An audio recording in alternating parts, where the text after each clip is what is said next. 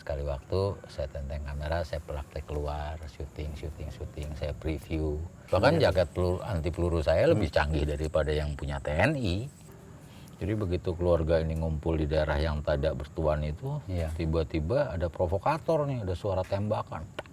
Wah, awal-awalnya sendiri-sendiri terus. Sendiri? Bahkan sampai sekarang pun saya kalau kemana-mana selalu sendiri ya, nggak pernah ini. Karena saya nggak mau.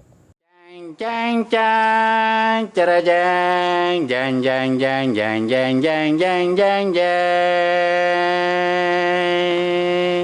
Wow. Oke. Ya. Bismillah, assalamualaikum.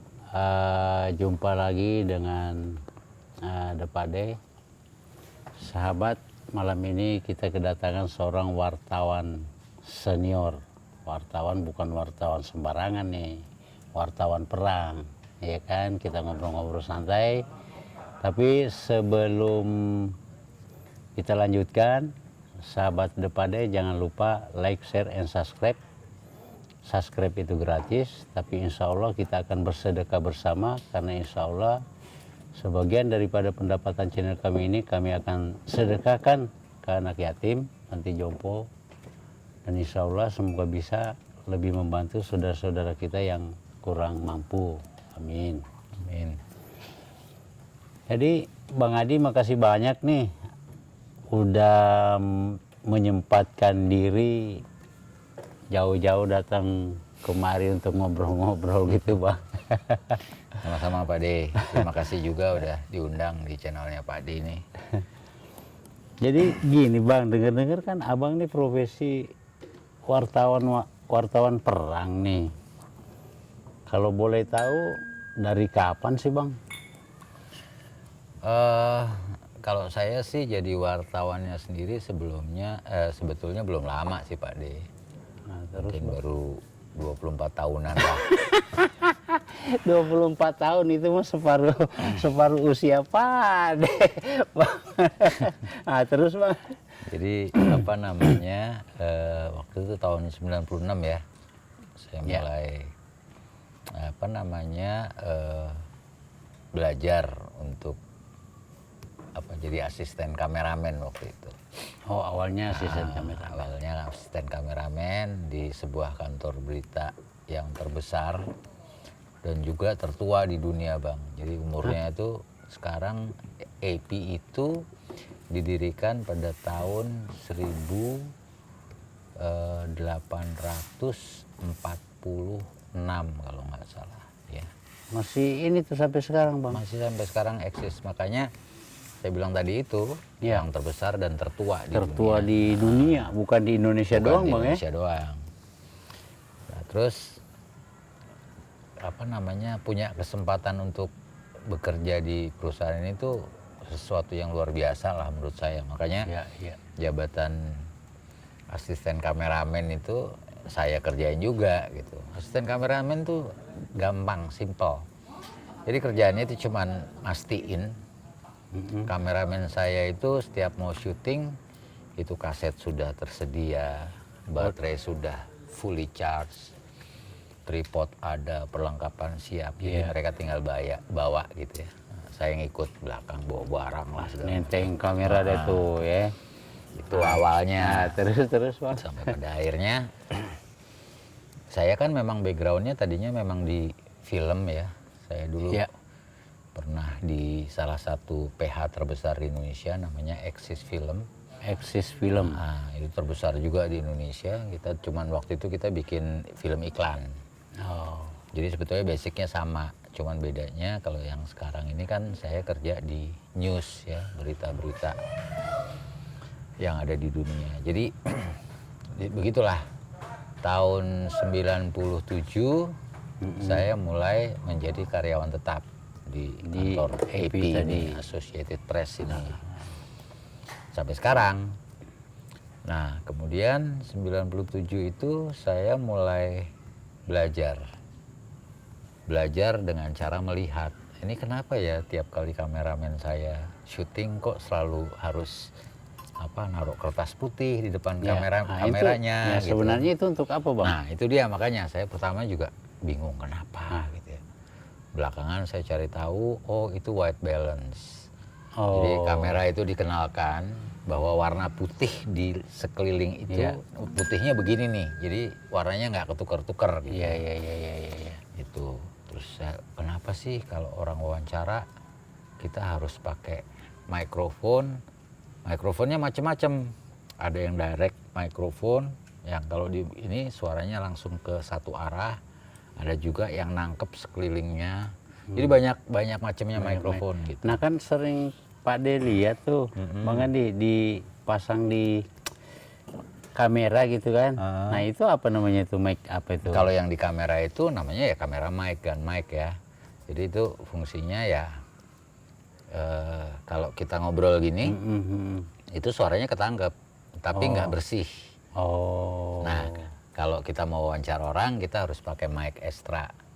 Ada gun mic, kemudian ada juga pill mic yang kayak kita pakai, itu supaya suaranya langsung masuk lebih jernih. Lebih jernih, Nggak terganggu dengan suara-suara sekelilingnya. Nah, Dari situ, jadi tahun 97 saya mulai bergabung, saya mulai belajar secara independen, sampai akhirnya kameramen saya kan bule tuh, dia ngeliat, wah si Andi kayaknya tertarik nih.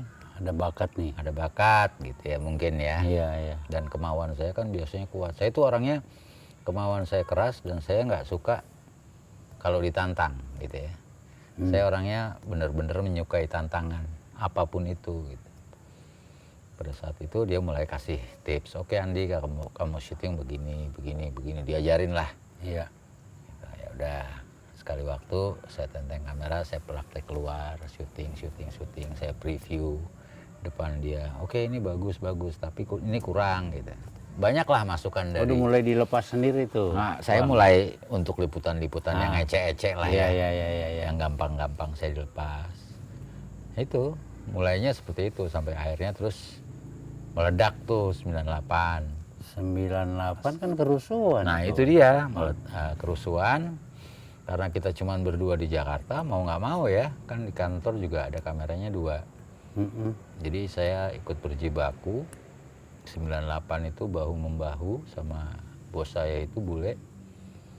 Dan dia suka outputnya, hasilnya, dia bilang, wih bagus banget nih. Gitu. Kemudian dia pikir, kok kamu berani sedekat itu gitu. Iya. Dia nggak tahu nih orang Indonesia ya kan. Dia akhirnya mikir, wah Andi punya keberanian, punya kemampuan dan hasilnya bagus gitu ya. Udah tuh mulai saya dipercaya lah ya, untuk lebih digembleng lah gitu. Terus digembleng lebih banyak lagi. Udah 98. Kemudian setelah 98 rampung, sebetulnya belum rampung banget. Ya. Kemudian tahun 98 itu kalau nggak salah Oktober ya, Habibie ngumumin Timur kalau mau referendum. Iya, memisahkan diri tuh. Akhirnya saya berangkat Timur. Bang Andi yang langsung di ini nih. Saya Timur berangkat. Sendiri apa sama teman? Awal-awalnya sendiri terus. Sendiri? Bahkan sampai sekarang pun saya kalau kemana-mana selalu sendiri ya, nggak pernah ini. Karena saya nggak mau. Saya nggak mau ngajak teman. Kenapa? Karena kalau saya liputan di daerah konflik, kalau saya ngajak teman, saya nggak bisa fokus karena pikiran saya kebagi. Wah teman saya gimana nih? Selamat nggak ya? Iya. Jadi saya lebih baik berangkat sendiri. Udah mulai terjun Timur. Hasilnya juga luar biasa. Saya itu dalam sebulan itu bisa di Timur 3 minggu, pulang Jakarta seminggu, balik lagi. Begitu terus. Sampai kerusuhan, sampai referendum, sampai bumi hangus, sampai merdeka. Bisa diceritain nggak Om? Maaf nih Om.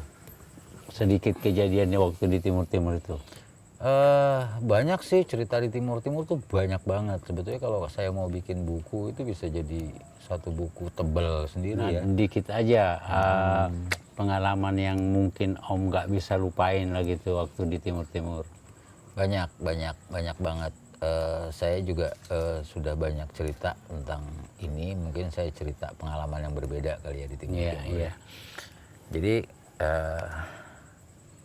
salah satu pengalamannya itu waktu saya liputan di perbatasan di Mota Ain. Batu Gade. Namanya Mota Ain. Jadi di Mota Ain itu kan perbatasan ya, sebelah sana timur, sebelah sini Indonesia, dan itu ada daerah kosong, daerah tidak bertuan lah, Iya. ya. Jadi tidak dikuasai, daerah netral. Iya, iya, iya. Jadi nggak diklaim itu Indonesia atau Timur, pokoknya Timur. netral. Tanah kebebasan Nah, di situ, lah. ya. Tanah kebebasan. Nah di situ tuh dipakai sebagai pertemuan reuni keluarga. Oh. Reuni keluarga. Iya, Jadi iya, kan iya, iya. pada saat Timur bergolak dan pecah dari Indonesia, itu kan mereka tercecer kan keluarga. Berberai-berai deh tuh. Ada yang mereka milih ke Indonesia, ke Atambua, ada yang mereka yang bertahan di Timur. Iya. Nah setiap Sabtu Minggu, 2 minggu sekali, tempat itu tuh jadi tempat reuni keluarga ketemu. Oh. Nah pada saat itu ada reuni. Ya. Reuni di sebelah sana dijaga oleh pasukan Intervet.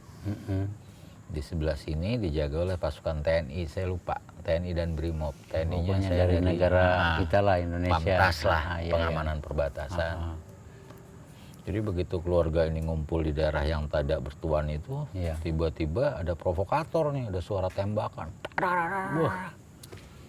Wah, tercerai-berai kan orang ini. Iya. Ada suara tembakan dari arah timur. Ternyata tembakan itu kena satu orang Brimob. Dan meninggal, kena kepalanya, meninggal Brimobnya. Langsung kan TNI dan Brimob di Indonesia kan siaga. Iya. Saya kebetulan masih saya bergabung dengan mereka, nongkrong di situ sambil Di minum air tanah kelapa. kebebasan ini nih. Bukan di Indonesia? Indonesianya, Oh, iya, minum air iya. kelapa. Begitu ada suara tembakan, semuanya siaga, ngokang senjata, krak. Udah, bertukar ini kan, bertukar tembakan kan. Iya. Saya ngitung, wah dari sana tembakannya ke arah sini, wah ini crossfire kan, langsung kan. Iya, iya. Kalau saya masuk dari tengah mati, saya melipir. Dari sebelah kanan TNI itu ada sungai kecil gitu, kayak bukan sungai sih, keselokan. Saya masuk di situ. Begitu saya melihat peluang TNI berhasil mendesak yang sana mundur, berarti kan kita di atas angin nih. Saya masuk ke tengah di depan TNI, saya ngelosor tuh di pasir, sambil megang kamera gitu, sambil syuting. Itu ada sih beberapa orang korban di situ. Begitu saya merosot ke tengah, mungkin TNI kaget kali ya, melihat, saya di tengah gitu ya. Waktu itu komandannya namanya Kapten Novi. Teriak, tiarap. Saya langsung tiarap di pasir, saya angkat kameranya, saya tetap syuting. Itu jadi peluru saling bertukar. Tentara ngokang senjata, Abang Andi ini ngokang kamera nih. Itu sesuatu yang buat saya sesuatu yang nggak akan lupa ya. Saya masih punya fotonya. Pada saat saya di tengah, masih nyerosot di atas pasir itu, gitu sambil buka kamera syuting. Ada fotonya itu, saya jadiin cover di Facebook saya. Jadi kalau di Facebook saya namanya Andi Ricardi. Andi Ricardi. IG-nya? Saya nggak posting di IG, saya lebih banyak di Facebook. IG-nya juga ada Andi Ricardi juga, pakai double C ya. Andi Ricardi. Itu saya jadiin profile picture, di situ saya pakai baju garis-garis gitu, kameranya rosot, itu difoto sama teman saya tuh, wartawan dari Australia. Fotonya dikirim. Daripada minta Om ya? Boleh comot aja di Facebook. Comot ya? Kalau yang comot aja di Facebook Comot. ada. Nah, terus Om. Gitu. Nah, Terus Bang. dari situ ya udah, akhirnya terus provokatornya itu berhasil diamankan lah sama pihak Intervet. Jadi, dari pihak mereka? Dari pihak mereka. Terus akhirnya berhasil diamankan oleh pihak Intervet. Udah terus mulai clear. Tapi ya kalau kita lihat ada saya nggak tahu apakah ada yang mati atau enggak, saya lupa saat itu. Tapi memang banyak yang korban kena tembak. Tembak lah ya. Korban-korban desingan-desingan peluru. Om sendiri nggak ada rasa takut gitu? Kalau takut, saya rasa saya bukan Superman ya. Iya. Jadi pastilah punya rasa takut Pak De. Awal-awalnya itu saya punya rasa takut. Tapi itu tadi, saya tuh orangnya menyukai tantangan. Jadi apapun tantangan yang disodorkan gitu, saya nggak pernah bilang enggak. Saya selalu akan bilang iya dan baru berpikir bagaimana saya mengatasi tantangan ini. Menerima dulu baru berpikir. Gimana nih caranya gitu. Nah, awalnya memang takut, tapi saya pikir kalau kita datang ke medan perang, medan konflik, terus kita datang main nyelonong aja, itu namanya konyol. Iya, Ya. iya. Tapi kalau kita liputan di daerah konflik dan semuanya disiapkan kantor, umpamanya jaket anti peluru, Itu udah dari kantor disiapkan apa semua, pihak fasilitas tentara? semua. Enggak, kantor saya sendiri. Oh, kantor Bahkan sendiri. jaket anti peluru saya lebih canggih daripada yang punya TNI. Jang jang cara jang jang jang jang jang jang jang jang jang jang. Wow.